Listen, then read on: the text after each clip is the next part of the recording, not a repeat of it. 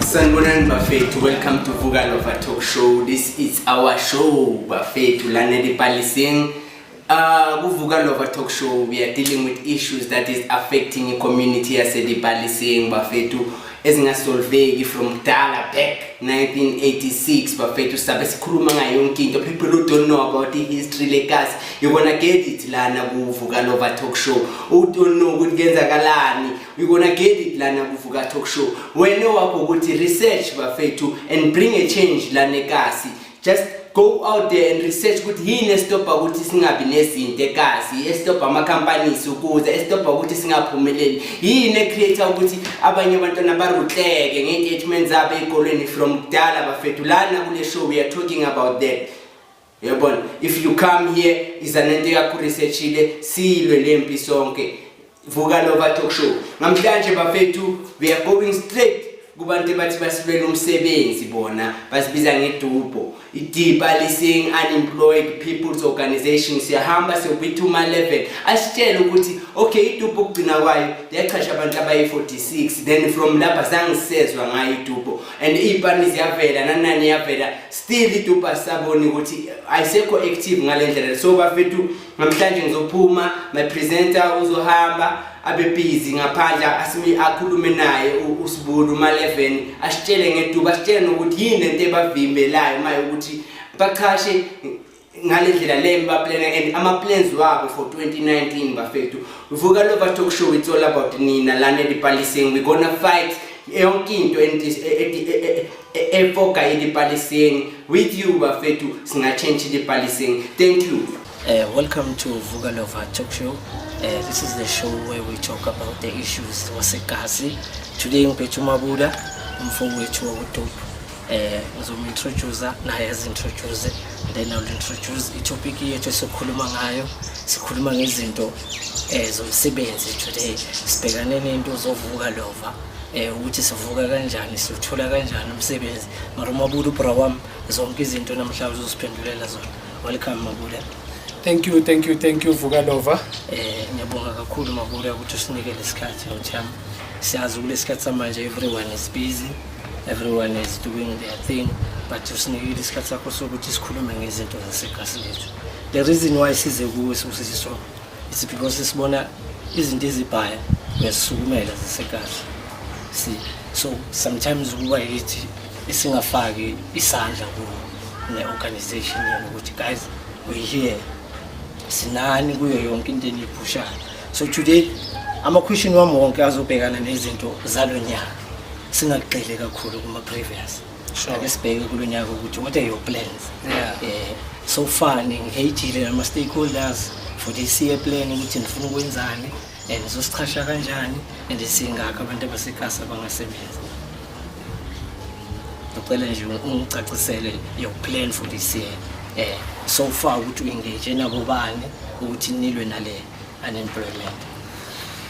Yeah, well, thanks Vuka Lova reality talk show and everyone who might be watching this wherever you are. Well, my name is Sibusiso Wakamtaung. I am the chairperson of Dupo. Dupo is the Palestinian Unemployment People Organization.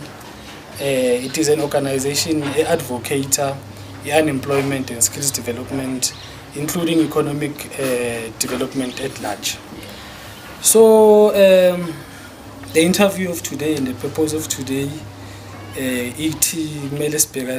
my plans with Dupo for this year. Yes, sir. The question says, have I engaged any stakeholders in terms of my plans with for this year? And the response to that, as you know, today it is the 16th, if not 17th. It is the 18th of January. Yeah. So as it is the 18th of January, indeed, Veluch and our viewers, it is the busiest month for a structure of this caliber, Dupo, because in Yanga, la wonke umuntu ongasebenzi khona, la wonke umuntu ongabenefit khona is knocking at your door, looking for answers. So for now, we haven't met nama stakeholders as it is the 18th of January today, but we are awaiting to engage all key stakeholders in terms of deliberating kuma-objectives nama-plans wa-today to try and reduce this kwayo, especially what is needed ila ma-stakeholders lawa phethe imisebenzi lawa okuma-employer, of which we're trying to get those through the leadership. So we are trying everything in our best, Mr. Zakes, to make sure that stakeholder engagement forum siyahlala, because lama issues they keep piling up. Yes, man. Yeah, as much as unyaka uchubeka singakhona ukuresolve lama issues lawa last year, basichubeka nawo kuba na more number yabantu abangasebenzi. Okay, fine. What are the ways? How wenza kanjani ukuthi uhlangane nawo wonke ama stakeholders? Do you write for them, or you phone, or you go to their offices ukuthi are available in set up this meeting? Because vele njengoba sokuyi-18 usho January uyaphela. Yiphi indlela oyisebenzisayo ukuthi uzithole ukhulume nabo, uzithole uhlale nabo phansi ngikhona ukudila nalama issue? Wena Mr. Zakes, kunama platforms. There are various platforms of engaging. Kunama platforms afana ne stakeholder engagement forum. There is something like that. Ebizwa ngokuthi stakeholder engagement forum. But lama stakeholder engagement forum, they differ from one program to another. But to respond to your question in brief, we engage with these companies through our meetings of our stakeholders engagement forum.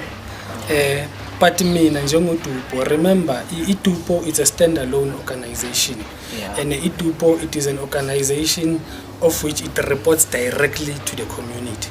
So it is within my own right ukuthi if there is a need for me to directly go to ESCOM, I should go to ESCOM. If there is a need for me to go to Sasol, I should go to Sasol.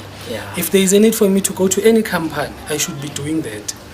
Ebuhlungu ke bafowethu ukuthi the easiest way to get these people, it is through local leadership. And I want to make it very clear to everyone that is looking at this video and everyone that is watching.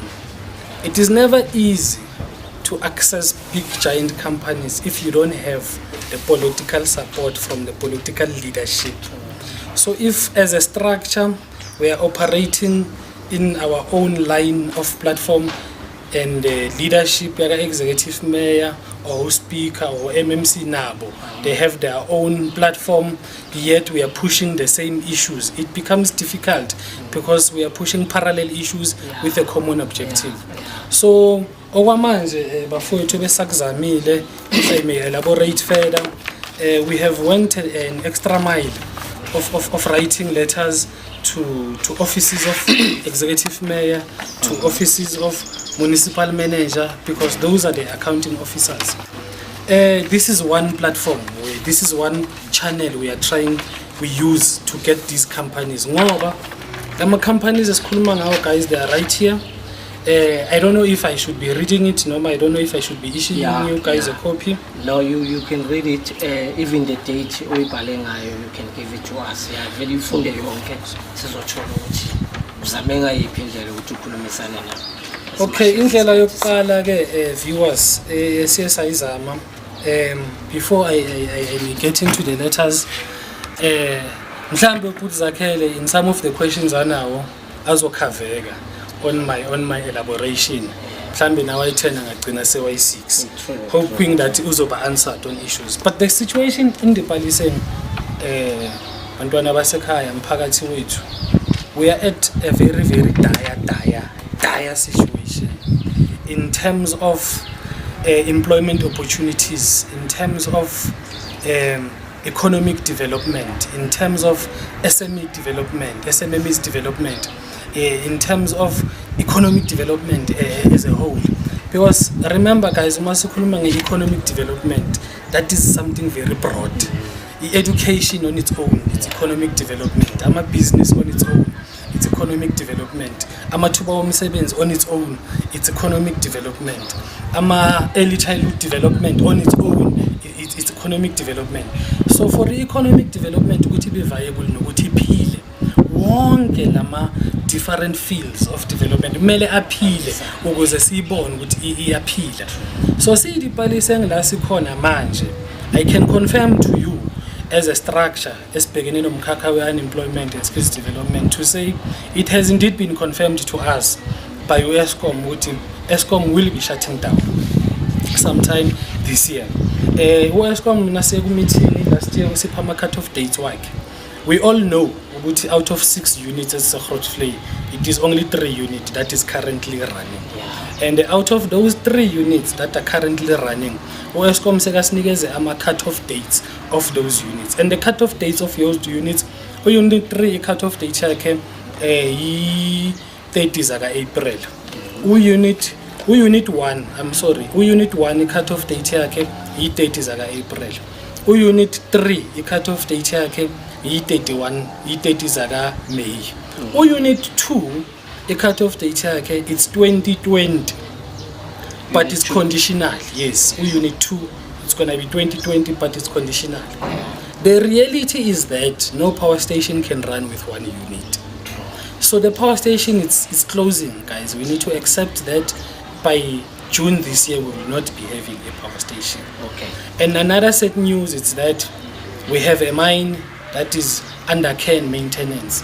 And the sad news is that Iteba, which is a recruiting agent for Isibani, it's leaving Idipalise. On the 31st of May, Iteba is leaving. They have proven to us, they have given to us documents showing cancellation of lease. Now that is the reason siba ku dire situation Idipalise. And Tina Dupo structure as advocates unemployment and skills development, we're getting a pressure from everyone that is unemployed to say what is it that we are doing to try and control and deal with this situation. Yingako ke siuDupo sigcine sesibhala incwadi, sibhala municipal manager, sibhalela no executive mayor. Manginifundele ke ma viewers le incwadi lezi. Incwadi yokuqala sayibhala nge-7 January 2019 to the executive mayor and to the municipal manager. The letters, they have the same context, but they go to different offices.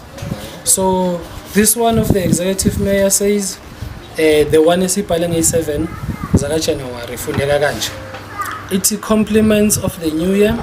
May there be a fruitful and progressive engagement amongst all key stakeholders with the objective of bettering the lives of the Palestinian community and local economy. It is as a legitimate, registered and endorsed structure that advocates unemployment, skills development and local economy at large. We would humbly request a meeting with your office to engage, to discuss, to debate, but most importantly, to conclude on the following issues: the shutting down of Grootvlei Power Station, the Sibanye gold mine status, the issue of Mpumelelo mine, the municipal plan in terms of attracting investment with the objective of creating employment opportunities. We furthermore say we would like to request to have a meeting, to have this meeting any day from tomorrow, which is the 8th of January, but not later than the 15th of January, as other concerned groups or political parties might capitalize on these issues to advance their own objectives. The reason why I elaborate kanjalo, my leaders naninonke nibhekile, it is because kuwumsebenzi wami as NPO ebhekene naloko to deal with those issues and try and avoid certain political structures using that as their campaigning mechanism. Okay, so Sbudia, Maupala these letters, this was the first letter on January, right? Yes, my brother, this was the first letter on the 7th of January. Yeah, did you get any response from the people of Babuyile by phone or by letter, giving you the date of Melenshale? Because Mautuapega, Maukuluma Eskom shutting down, ama unit, ama date work on are very close. Yes. If nizo engage very soon, maybe you might have a solution. Okay, fine. Did you get any response? Unfortunately, my brother, there was no response.